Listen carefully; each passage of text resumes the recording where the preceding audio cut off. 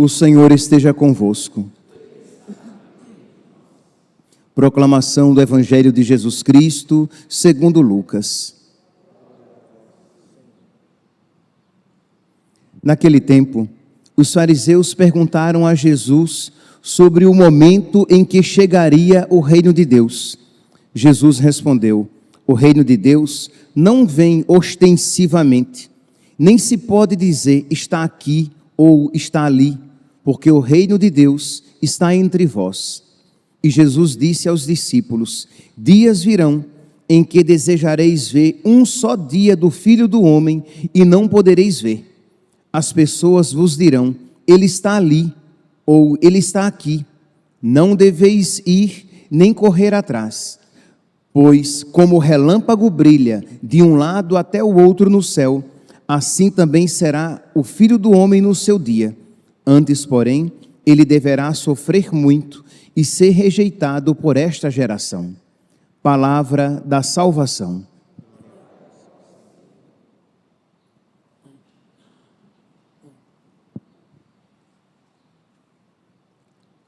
Caríssimos irmãos e irmãs, o reino de Deus está entre vós. Esta afirmação, muito cara aos padres da igreja, sempre foi também interpretada como o reino de Deus está em vós. O reino de Deus está dentro de vós.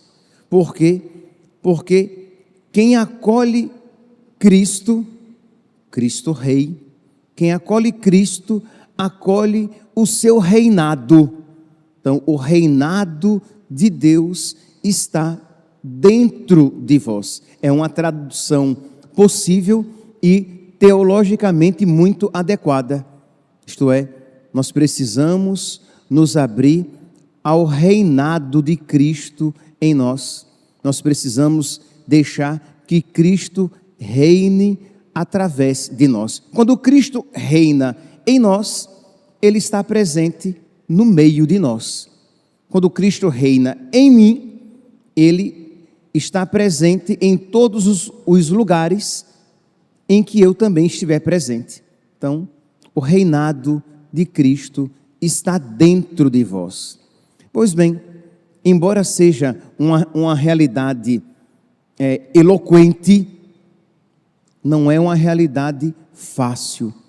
Deixar que Cristo reine em nós, que o Espírito Santo reine em nós, que já não sejamos nós vivendo, mas Cristo vivendo em nós. Por que não é fácil, meus santos? Porque existe aquela tríplice realidade contra a qual nós lutamos: a carne, o mundo e o diabo.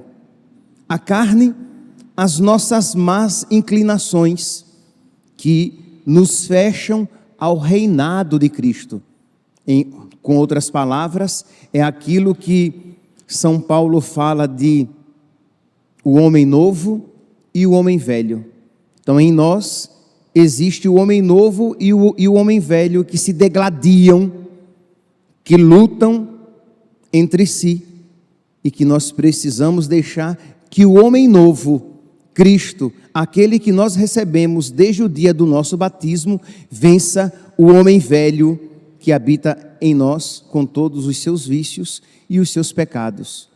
Então, nós lutamos contra a carne, o mundo com as suas propostas e as suas seduções que querem abafar a voz de Cristo em nós, que nos convidam a virar as costas para Cristo e nos voltarmos para o mundo com as suas propostas. Então, é uma luta cotidiana, que nós precisamos pedir o auxílio de Deus para que o reinado dele seja eficaz, seja verdadeiro, seja atuante. Porque, claro, desde o dia do nosso batismo, Cristo habita em nós, mas Ele está reinante, Ele está operante na nossa vida, por meio das nossas escolhas, nos nossos pensamentos, na nossa maneira de amar, na nossa maneira de julgar, na nossa maneira de acolher as pessoas. Então é uma luta que nós poderíamos dizer é este caminho de perfeição, este caminho de santificação. Então, a carne, o mundo e o diabo com as tentações, o diabo e os seus demônios que estão constantemente focados em nos fazer perder, em fazer com que nós caminhemos para a nossa perdição. E como fazer então para que a voz do Espírito se torne cada vez mais forte em nós? O que fazer para que o reinado de Cristo seja cada vez mais verdadeiro, eficaz, atuante em nós? O que fazer para que nós nos deixemos mais docilmente guiar por Cristo, de modo que o seu reinado opere em nós? A oração. Aqui existem vários caminhos, né? A prática da virtude, a oração, a escuta ou a leitura orante da palavra de Deus. Isto é, nós cristãos católicos precisamos ter intimidade com a palavra de Deus, porque quanto maior for a nossa intimidade com a palavra de Deus, será a nossa intimidade com o próprio Deus, que, como diz São Jerônimo, desconhecer as Escrituras é desconhecer o próprio Cristo. Ao mesmo tempo, o contrário é verdadeiro. Conhecer as Escrituras é conhecer o próprio Cristo. Então precisamos, meus santos, precisamos sair um pouquinho da preguiça, precisamos nos desvencilhar de tantas vozes e clamores que nos requisitam a atenção. De uma maneira prática, precisamos deixar de lado um pouquinho o WhatsApp, precisamos deixar um pouquinho de lado as plataformas digitais, para que nós tenhamos tempo de nos dedicar à leitura orante da palavra de Deus, porque infelizmente o dia só tem 24 horas, e se tivesse 48, nós arrumaríamos coisas para fazer, mas o dia só tem 24 horas, de modo que, se nós não reservarmos com força, com determinada determinação, um tempo para a nossa oração, as outras ocupações tão urgentes, mas nem sempre necessárias, roubarão este tempo devido a Deus. Então, oração pessoal, oração íntima, diálogo com Deus, leitura da palavra de Deus, meditar a palavra de Deus, leitura orante, né, da palavra de Deus, não é simplesmente um estudo, uma leitura orante da palavra de Deus, e a prática das virtudes, da caridade, da penitência, e a frequência aos sacramentos, a Santa Missa e o sacramento da confissão, sempre que for necessário. Isso faz com que o reinado de Cristo cresça em nós, de modo que, quando nós ouvirmos, quando nós percebermos a vontade de Deus em nós, será mais fácil fazer a vontade de Deus. Quando nós percebermos que algo é vontade de Deus, a carne, o mundo e o diabo terão menos força sobre nós. Por quê? Porque nós estamos nos alimentando de Cristo, porque o reinado de Cristo tem crescido em nós, de modo que não apenas nós teremos mais facilidade em fazer a vontade de Deus, como nós teremos necessidade de fazer a vontade de Deus. Isto é, quanto mais você vai crescendo no reinado de Cristo, quanto mais você vai crescendo na virtude, quanto mais você vai crescendo na santidade, mais necessidade você tem de amar a Deus com radicalidade, sem reservas, com todo o coração, com toda a força, com toda a mente, com toda a alma. Se torna uma necessidade amar a Deus com radicalidade, com perfeição. Então, no início, você vai tendo, quando você vai crescendo na virtude, você vai tendo menos dificuldade de amar a Deus de uma maneira mais firme, mais profunda, mais radical. Depois se torna uma necessidade, de modo que, quando você perceber que você foi mesquinho com Deus, você será capaz de, talvez não necessariamente derramando lágrimas, mas você será capaz de chorar pelo amor não ser amado na sua vida. Você dizer, eu não estou amando a Deus como Ele merece ser amado. Que tristeza. Misericórdia, Senhor. Não será mais uma realidade que você, quando percebe indiferentemente. Não, você perceberá com dor de não amar a Deus. E isso é a ação do Espírito Santo conduzindo você a um amor cada vez mais profundo. Pois bem, nós temos um exemplo concreto desta realidade de amar a Deus, de deixar o reinado de Cristo crescer em nós, de ser guiado pela voz do Espírito, de ser conduzido com docilidade pela vontade de Deus. Na primeira leitura de hoje, São Paulo, movido pelo Espírito, faz um apelo ao Espírito no coração de Filemon. Filemon é aquela pequena carta de São Paulo, que nós ouvimos hoje aqui na primeira leitura.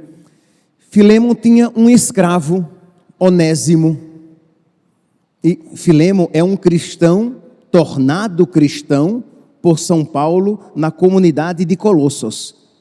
Então, ele é um colossense.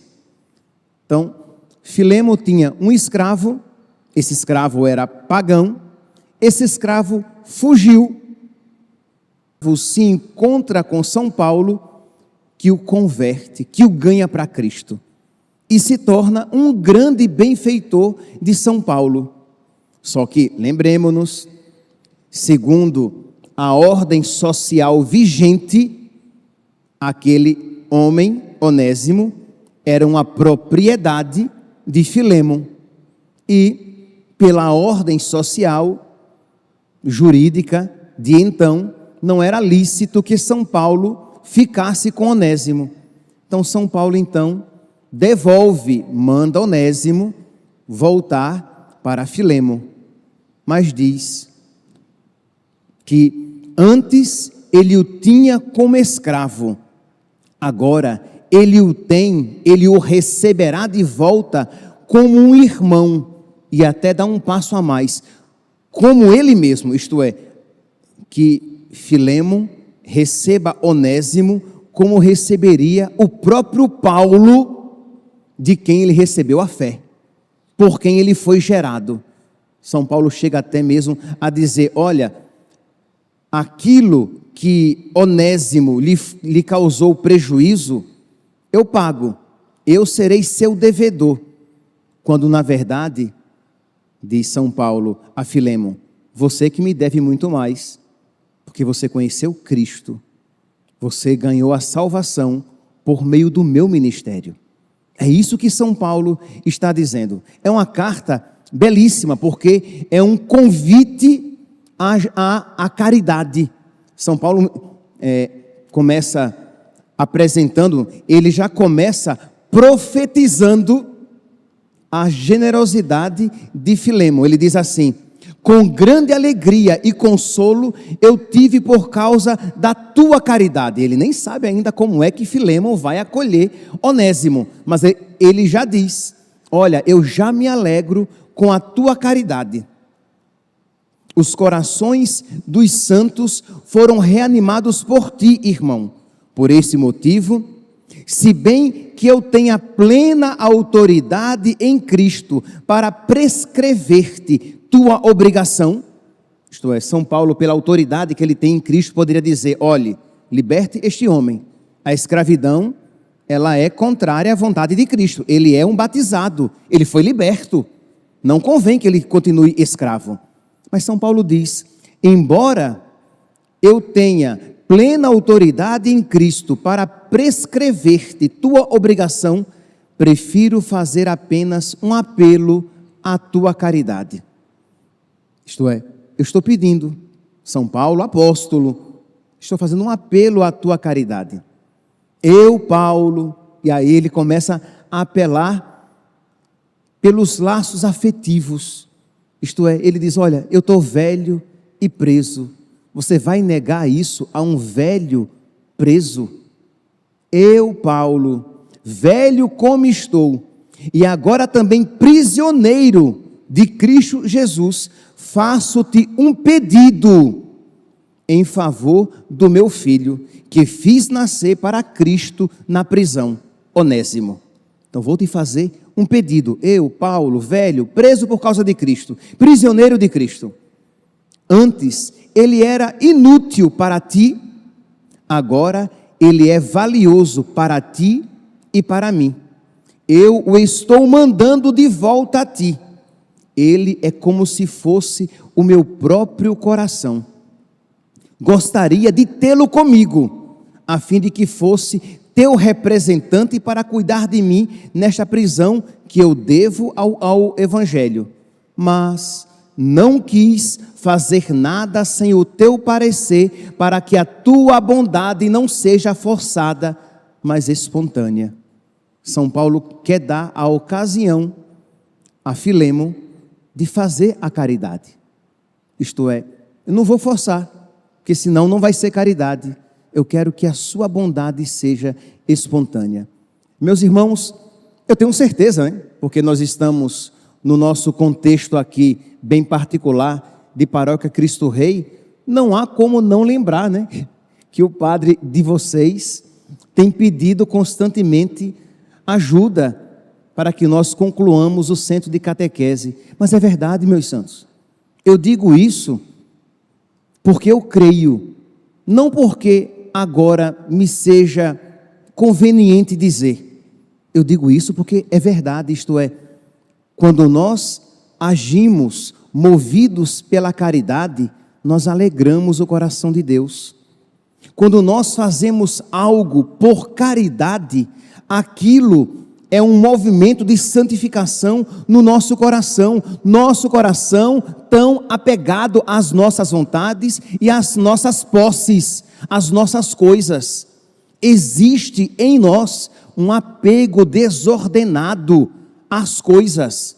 Não é à toa que a Sagrada Escritura vai dizer, Nosso Senhor vai dizer que é mais fácil um camelo passar pelo buraco de uma agulha do que um rico entrar no reino dos céus. E por rico aqui compreenda aquele que é apegado àquilo que tem. E o próprio São Paulo vai dizer na carta a Timóteo que por causa do apego ao dinheiro muitos se perderam. Então é um caminho de exercício na caridade, de crescimento na virtude, de santificação, quando você age movido pela caridade. E, é claro, assim como para Onésimo, assim como para Filemon, era um prejuízo material perder um escravo, mas um benefício espiritual. E São Paulo não pensa duas vezes e pede a ele, olhe, eu vou pedir a você essa generosidade. Este prejuízo. São Paulo usa até uma expressão mais forte ainda, versículo 20, eu, Paulo, versículo 20, sim, irmão, deixa que eu te explore no Senhor. É uma expressão forte. São Paulo tem consciência de que ele está pedindo uma renúncia de um bem considerável. Um escravo tinha um valor considerável, um escravo jovem, principalmente porque teria muitos anos de serviço gratuito. Então São Paulo diz, deixa que eu te explore no Senhor, conforta em Cristo o meu coração, alegra em Cristo o meu coração. Então, meus irmãos, quando nós fazemos algo por amor a nosso Senhor, santifica. Eu não tenho dúvidas, assim como mutatis mutandis, mudando aquilo que deve ser mudado. As proporções são diferentes, mas da mesma maneira que aquelas grandes catedrais que foram construídas na Idade Média, foram ocasião de santificação para aquele povo que passou décadas trabalhando para construir aquela casa de Deus. Nós já vamos para 10 anos de construção do nosso centro de catequese. Nós começamos em 2015. Tem sido ocasião de santificação para nós. Perseverança. Não é fácil perseverar. Nós tendemos a depois querer levar com a barriga as coisas, achando que as coisas vão por si mesmas, mas elas não vão. Se nós não pusermos força, as coisas não andam. E Deus quer fazer com a nossa colaboração, porque isso gera em nós homens e mulheres de valor, que perseveram sem perder o foco. Por que eu faço isso? E dando ocasião a tantas pessoas de exercer a caridade, o desapego por um bem maior, por um bem espiritual, pela salvação das almas, pelo bem das crianças. Eu até já adianto aqui, porque eu sei que muitos só ouvem a homilia, peço que depois, você que acompanha apenas a homilia, pegue a missa, que eu vou dizer no final da missa como você pode ajudar nesta obra de evangelização. Como você pode fazer para ajudar na catequese de crianças, jovens e adultos bombardeados pelo mundo. Nós reclamamos que o mundo tem virado as costas para Cristo. Nós reclamamos que as crianças tão pequenas já têm perdido a pureza. Nós reclamamos vendo os jovens se entregando de cabeça para o mundo. Mas o que é que nós estamos fazendo? Pode ser que você não consiga diretamente evangelizar, catequizar, mas você pode auxiliar neste processo de evangelização e de catequese. Então vamos lá, meus santos, viver movido pela caridade. Então São Paulo vai e não fica vermelho, como talvez eu esteja de pedindo tão explicitamente. São Paulo nem vermelho fica, porque ele sabe que está fazendo um bem para Filémon. Isto é, se Filémon abraçar este pedido de caridade que ele está fazendo, será um bem para Filémon, será um bem para Onésimo, será um bem para a igreja, porque um santo eleva o mundo. Quando alguém se santifica, ele faz bem ao mundo inteiro. Quando o coração está sadio, ele jorra sangue novo para todo o corpo. Quando os olhos estão sadios, eles não se beneficiam apenas a si mesmos, mas aos pés, inclusive, para que não tropece e o corpo inteiro caia. Quando alguém se santifica, ele glorifica o nome de Cristo na sua igreja e beneficia o mundo inteiro, porque de alguma maneira o corpo de Cristo, os membros de Cristo se tornam mais eficazes na sua evangelização, em ganhar almas. Precisamos ter zelo, precisamos ter sede de almas, e naquilo que nós pudermos fazer, empenhar a nossa vontade, empenhar as nossas forças e empenhar até os nossos bens. Mas sabe qual é o nosso problema, meus santos? Nós queremos tudo isso. Eu não tenho dúvidas que todos nós queiramos isso. A igreja aqui na terra, nós precisamos também estar dispostos a nos sacrificar um pouco, a fazer algo movido pela caridade. Termino com essas palavras de São Paulo. Sim, irmão, deixa que eu te explore no Senhor.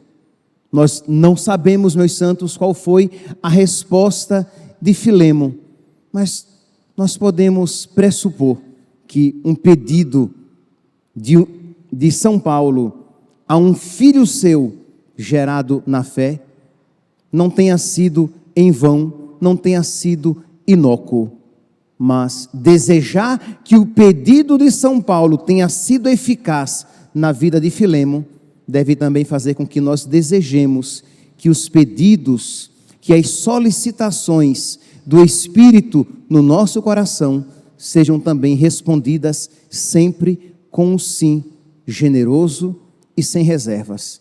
Queiramos fazer a vontade de Deus do modo como Deus pede a nossa colaboração. Abramos, meus santos, abramos o nosso coração e digamos a Ele, por amor a Ele, por causa dEle, sempre sim. Louvado seja nosso Senhor Jesus Cristo, para sempre seja louvado.